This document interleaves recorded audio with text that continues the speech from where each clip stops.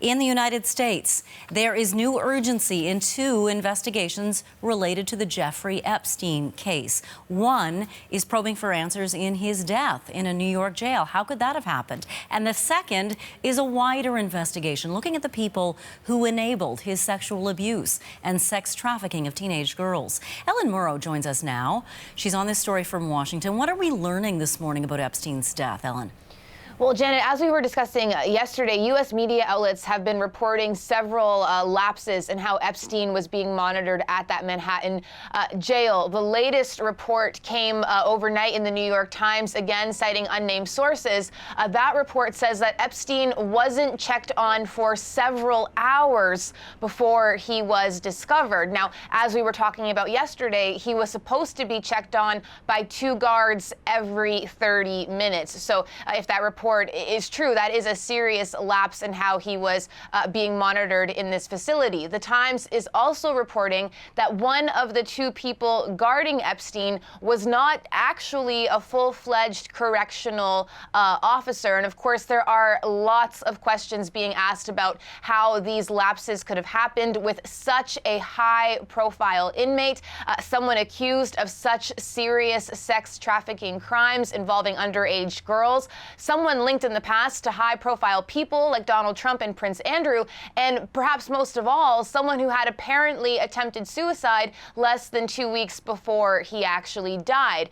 We heard from Attorney General William Barr. He's accusing this jail where Epstein died of serious irregularities, and Barr is promising a full FBI and Department of Justice investigation. And of course, Epstein was in jail about to face charges on sex trafficking of teenage girls. Where does that investigation go now? Well, Barr spoke about that as well, and he promised the alleged victims that this case is not closed. And he said that any potential co-conspirators to Epstein's alleged crimes should, quote, not rest easy. And as a show of that, last night, FBI agents raided Epstein's private island in the Caribbean, seemingly looking for any evidence related to his alleged crimes of having sex with underage women and procuring them for powerful men to do the same. It's likely some of that focus is now on a woman named Ghislaine Maxwell. She has been accused of being Epstein's madam, of helping him lure underage girls for sex. You see that picture there with her and Epstein, along with Donald Trump and Melania Trump back in 2000 in Mar-a-Lago, a show of the high power circle these people ran in. Right now, though, no one knows Ghislaine Maxwell's whereabouts. But again, a lot of focus now on her. She's previously denied any wrongdoing.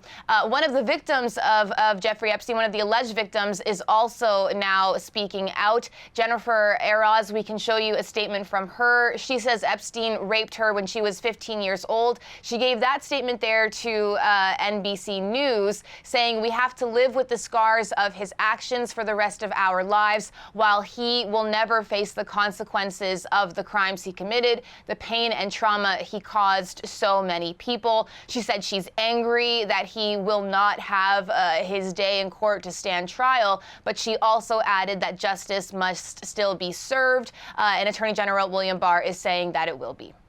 Thank you for this, Ellen. You're welcome. That's our Ellen Murrow reporting from Washington.